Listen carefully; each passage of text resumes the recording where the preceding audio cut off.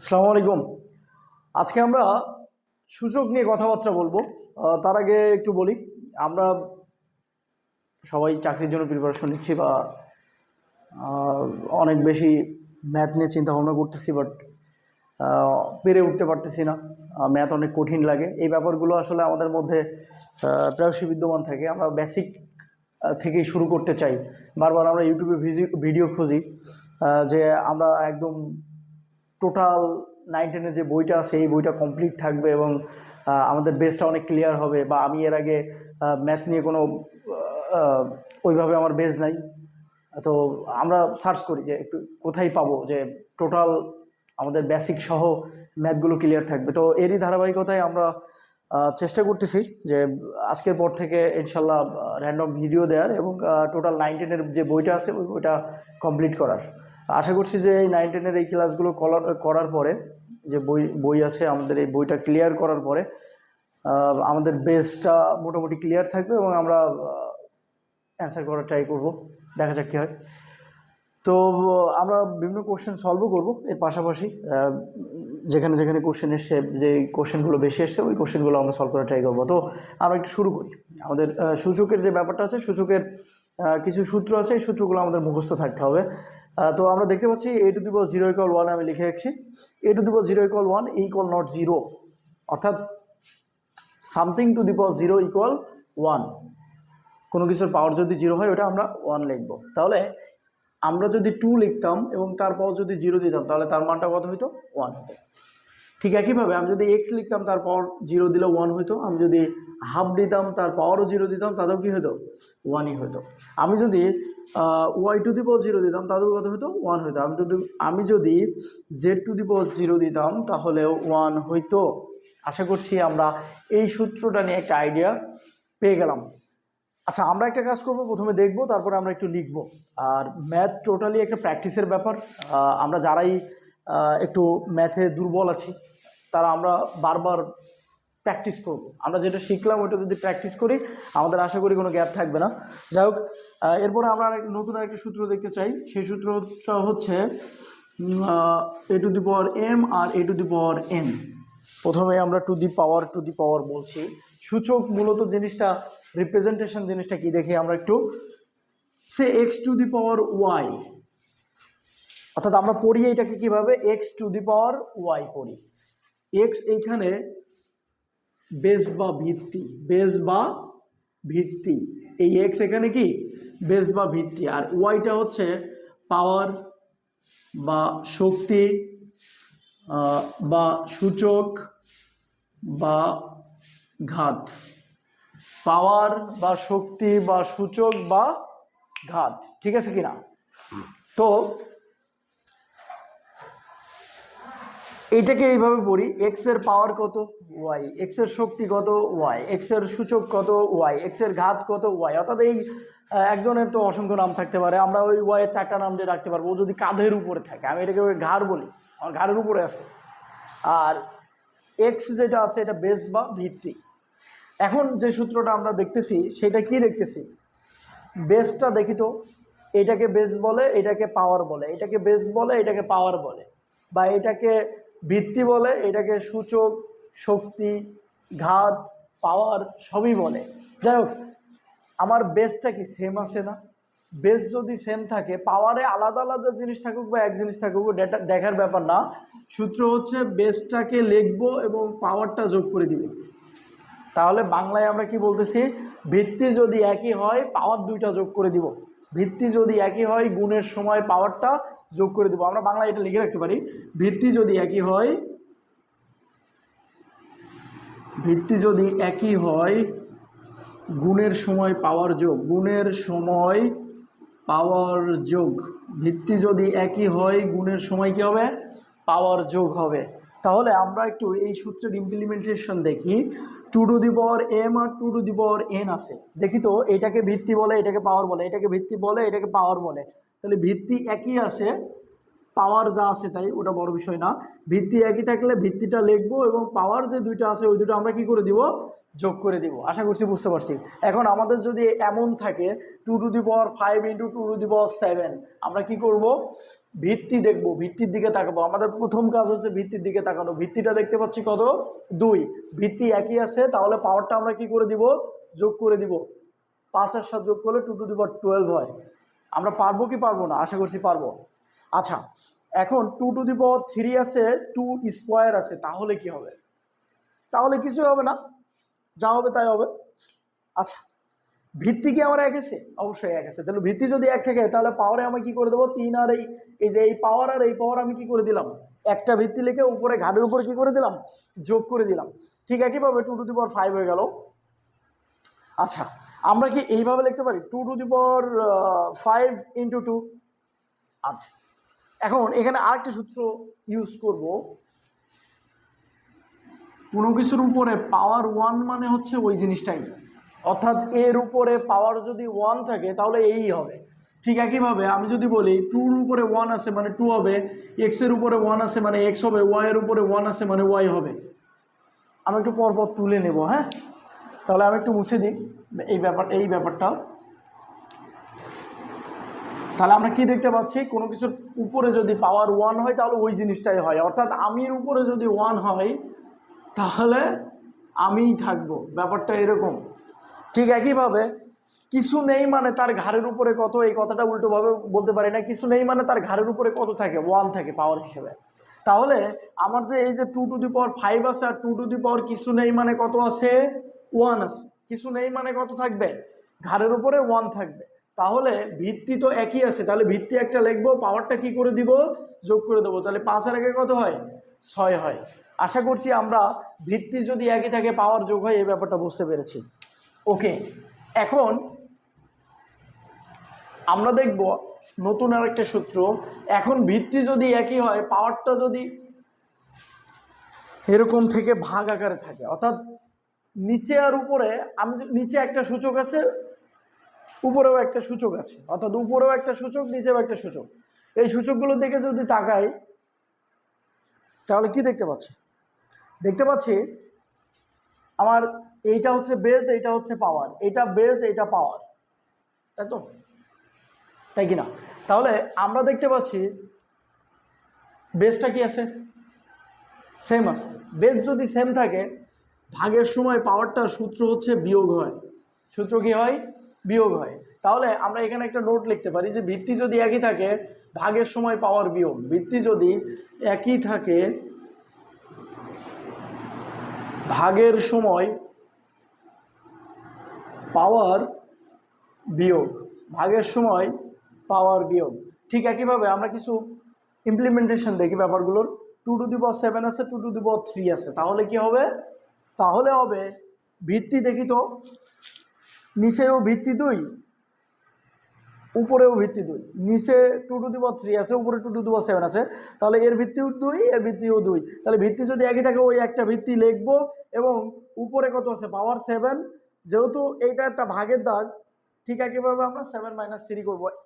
তাহলে আমরা দেখতে পাচ্ছি 5 to the power 7 R 5 to the পাওয়ার 2, এটাকে কি হবে, এটার ক্ষেত্রে কি হবে দেখি তো, ভিত্তি কি একই আছে, একই আছে। তাহলে ওই একটা ভিত্তি লিখলাম এবং পাওয়ারটা আমি কি করে দিলাম, বিয়োগ করে দিলাম, তাহলে 5 টু দি পাওয়ার 3 হয়ে গেল। আশা করছি তোমরা বুঝতে পেরেছ। যাই হোক, আপনারা বুঝতে পেরেছেন আমি আশা করছি। তাহলে আমরা কি বুঝলাম, যে যদি ভিত্তি একই থাকে, পাওয়ার হিসেবে যদি থাকে কোনো কিছু, তাহলে ভাগের সময় ওইটা ভাগ আকারে থাকে, অর্থাৎ ভিত্তি যদি একই থাকে ভাগের সময় পাওয়ারটা আমরা কি করব, বিয়োগ করব। ওকে, দেন আরেকটা সূত্র আমরা দেখার ট্রাই করি। এই সূত্রগুলো কিন্তু খাতায় লিখতে হবে এবং বারবার প্র্যাকটিস করতে হবে, কারণ নেক্সট যে ভিডিওটা আমরা দেখব ওইখানে যাতে আমাদের সূত্রগুলো আমরা ইমপ্লিমেন্টেশন করার সময় আমাদের সূত্র মাথার মধ্যে থাকে। ঠিক আছে, তাহলে নতুন আরেকটা সূত্র হচ্ছে, কোনো কিছুর পাওয়ার হিসেবে থাকবে এবং তার উপরে আরেকটা পাওয়ার থাকবে। কোনো কিছু এই ব্র্যাকেটের মধ্যে কোনো কিছু পাওয়ার হিসেবে আছে না, তার উপরে আরেকটা পাওয়ার থাকলে পাওয়ারে পাওয়ারে গুণ হয়, পাওয়ারে পাওয়ারে কি হয়, গুণ হয়। তাহলে পাওয়ারের উপর, আচ্ছা আমরা শর্ট নোট বাংলায় লিখে রাখতে পারি, পাওয়ারের উপর পাওয়ার থাকলে পাওয়ারে পাওয়ারে গুণ, পাওয়ারের উপর পাওয়ার থাকলে, আমরা একটু খাস বাংলায় শিখি, পাওয়ারের উপর পাওয়ার থাকলে পাওয়ার পাওয়ারে পাওয়ারে গুণ হয়। ওকে, তাহলে একটু খেয়াল করি তো, a টু দি পাওয়ার 7 আছে, তার উপরে 2 আছে, তাহলে কোনো কিছু পাওয়ার হিসেবে আছে ব্র্যাকেটের মধ্যে, তার উপরে আরেকটা পাওয়ার আছে, তাহলে ওই পাওয়ার দুটোই গুণ হবে, 7 গুণ 2 হবে, আলটিমেটলি রেজাল্ট হবে 14। ক্লিয়ার কিনা? তাহলে আমরা যদি বলতাম 2 টু দি পাওয়ার 7 তার উপরে 2 আছে, তাহলে কত হবে? 2 টু দি পাওয়ার, এই যে পাওয়ার হিসেবে আছে তার উপরে পাওয়ার আছে, তাহলে 7 দুগুণে কত হয়ে যাবে? 2 টু দি পাওয়ার 14 হয়ে যাবে। আশা করছি আমরা বুঝতে পারছি। আচ্ছা, এরপরে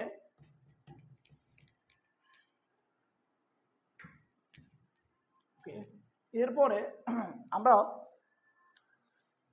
আরেকটা ব্যাপার দেখি, সেটা হলো ইনভার্স থাকলে কি হয়। এ ইনভার্স অর্থাৎ a টু দি পাওয়ার -1 যদি এমন থাকে তাহলে কি হবে? তাহলে 1/a হিসেবে লিখতে পারবো। আচ্ছা, কোনো কিছুর উপরে ইনভার্স থাকলে 1/a হিসেবে লেখা যায়। আচ্ছা, এইটাকে আমি একটু বাংলায় অন্যভাবে বলি, a টু দি পাওয়ার -7 আছে, তখন আমি কি বলবো?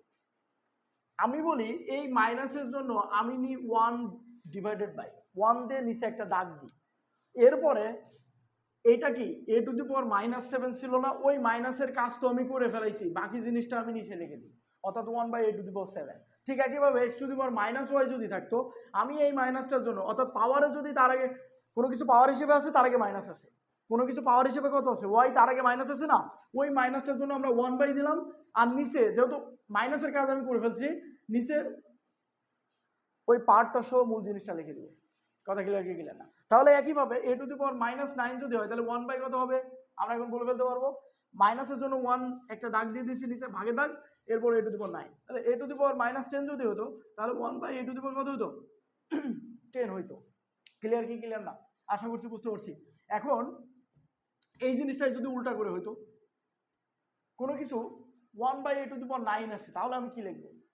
আচ্ছা, উপরে যদি 1 থাকে আর ভাগ দিয়ে নিচে যদি কোনো কিছু পাওয়ার হিসেবে থাকে, এটা পাওয়ার না, ভিত্তি, তার উপরে কিছু একটা পাওয়ার হিসেবে আছে, এরকম যদি কোনো পাওয়ার আলো জিনিস থাকে, তাহলে কি করতে হবে? ওইটাই লিখে ফেলবো, আর এই 1 ভাগের জন্য ওই পাওয়ারের আগে একটা মাইনাস নিয়ে চলে আসবে। কথাটা এইভাবে চিন্তা করবো, তাহলে আমাদের জন্য ইজি হবে। তাহলে আমি যদি বলতাম যে 1/a টু দি পাওয়ার 7, তাহলে এইটাকে আমি কিভাবে লিখতাম? আমি লিখতাম এই যে যেহেতু 1/, একটা কিছু আছে, তাহলে a টু দি পাওয়ার 7 কে লিখে ফেলতাম, নিচে যেটা পাওয়ার হিসেবে ছিল ওইটাই লিখে ফেললাম, এই 1 ভাগের জন্য আমরা একটা মাইনাস দিলাম, তাহলে আমাদের জন্য এখন কিন্তু ইজিয়ার হবে। তাহলে ঠিক একইভাবে সে কথার কথা a টু দি পাওয়ার 3 আছে, এখানে 2 আছে, ঠিক আছে, a টু দি পাওয়ার -3 আছে, এরকম আছে, তাহলে কি হবে? এই যে মাইনাসের জন্য রুট তো রুটই থাক, আমরা এখনো কিছু চেঞ্জ না করি, এখানে 2 দেওয়া যায় না, সরি 3 দিই, মানে 3 দিয়ে অঙ্কটা দিই আর কি। এখন খেয়াল করি, এটা কি 1/a3 না, অর্থাৎ এই মাইনাসের জন্য 1 ভাগের দাগ দিছি, আর মাইনাস বাদ দিয়ে পাওয়ারটা লিখে দিছি। এখন কি হবে? আমরা রুটের মধ্যে যেটা আছে ওটা ব্র্যাকেটের মধ্যে দিতে পারি, এবং এই যে রুটের, আমি বলি এটাকে কাঁধে যদি বা ঘাড়ে যদি কি থাকে 3 থাকে, ওটা 1/, হিসেবে আসে।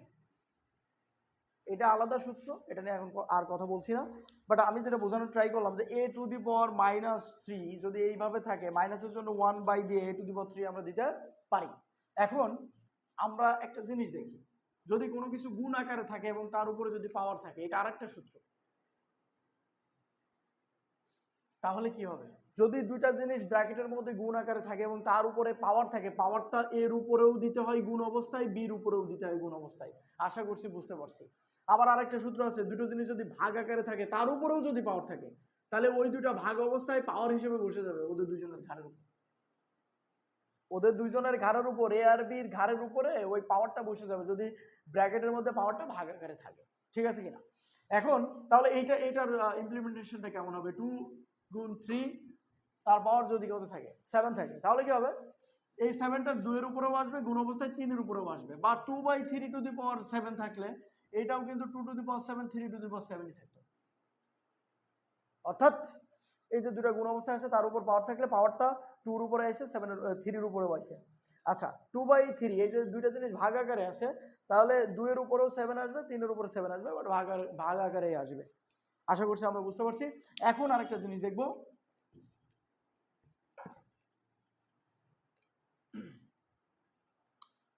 যদি রুট থাকে আর রুটের মধ্যে যদি কোনো জিনিস থাকে, রুটের মধ্যে যে জিনিসটা থাকবে ওইটা ব্র্যাকেট দিয়ে আমরা রুটের জন্য উপরে পাওয়ার হিসেবে হাফ দিব। যদি তাহলে এর প্রয়োগ দেখি, রুট এক্স আছে, তাহলে আমি রুটের মধ্যে কত আছে এক্স, এই এক্সটাকে আমি ব্র্যাকেটের মধ্যে লিখলাম এবং এই রুটের জন্য আমরা পাওয়ারটা হাফ দিলাম।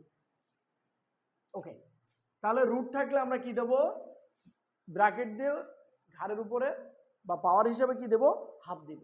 আচ্ছা, এখন যদি এইভাবে এনতম মূল হিসেবে থাকে, আগে তো বর্গমূল ছিল, এখন এনতম মূল হিসেবে যদি থাকে আর ব্র্যাকেটের মধ্যে মনে করি এক্স আছে, তাহলে ব্র্যাকেটের মধ্যে রুটের মধ্যে এক্স আছে, তাহলে রুটের মধ্যে যে এক্সটা আছে ওটা ব্র্যাকেটের মধ্যে নিব এবং এনতম মূল, অর্থাৎ আমি এটাকে বলি রুটের কাঁধের মানে ঘাড়ের মধ্যে যদি এন থাকে ওইটা 1/, হিসেবে থাকে পাওয়ার হিসেবে। কি বলতে চাচ্ছি একটু খেয়াল করি, 5 আছে আর এইখানে 3 আছে, তাহলে কি হবে, রুটের মধ্যে কত ছিল, 5 ছিল, ওইটাকে আমি ব্র্যাকেটে 5 নিলাম, ব্র্যাকেট ক্লোজ। কি করতেছি, এই যে রুটে এই ঘাড়ের মধ্যে 3 আছে না, ওইটা 1/3 হিসেবে থাকবে আর কি, 5 এর পাওয়ারটা 1/3 হিসেবে থাকবে। ক্লিয়ার কিনা? তাহলে ঠিক একইভাবে আমি যদি এর একটু প্রয়োগ দেখি, 3 to the power 3, 3 to the পাওয়ার 5 আর √3 যদি এমন থাকে। আচ্ছা, এইখানে আমরা একটা সূত্র দেখি যেটা শিখলাম, ভিত্তি কি এক আছে, আছে, পাওয়ার ভিত্তি যদি একই থাকে এবং গুণ অবস্থায় আছে তাহলে গুণের সময় পাওয়ারটা কি হয়, একটা ভিত্তি লেখার পরে উপরে যোগ হয়ে যায় 3 + 5, আর নিচে এই যে শুধু রুট আছে, এর ঘাড়ের মধ্যে কিছু নাই, রুট থাকার কারণে রুটের মধ্যে যেটা আছে ওটা ব্র্যাকেট দিয়ে এই রুটের জন্য আমি পাওয়ারে কত দিব, হাফ। যদি এখানে কিছু থাকতো এটা 1/, হিসেবে থাকতো। ক্লিয়ার কিনা? তাহলে এটা একটু মুছে দিই, তাহলে আমাদের এটা 3 টু দি পাওয়ার 8 হয় আর 3 টু দি পাওয়ার কত হয়, হাফ হয়। এখন আবার দেখি তো আরেকটা সূত্র প্রয়োগ হচ্ছে, সেটা বেসটা কি সেম আছে না, আমরা সবসময় বেসের দিকেই তাকাবো, বেসটা সেম আছে, তাহলে ভাগের সময় না এটা ভাগ করতেছি না, তাহলে ওই একটা বেস লিখবো, 3 3 বেস 3 লিখে দিলাম, তাহলে পাওয়ারটা কি হয়ে যাবে, উপরে 8, যেহেতু ভাগের সময় পাওয়ারটা কি হয়ে যায়, বিয়োগ হয়ে যায়। আশা করছি আমরা মুখস্থ করে ফেলছি। 2 8 × 16 -1 15/2। ওকে, ধন্যবাদ।